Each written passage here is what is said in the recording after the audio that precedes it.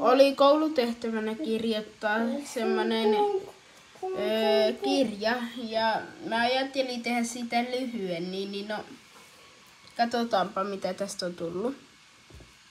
Ensimmäinen luku. Toinen luku.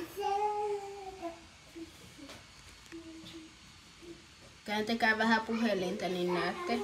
Kolmas luku. Ai, neljäs luku meni johon, anteeksi. Viides luku. Kuudes luku.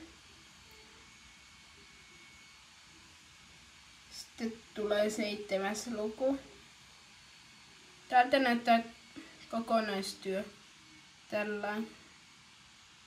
Kattokaapa. Ihan vaan vähän, juu, moro.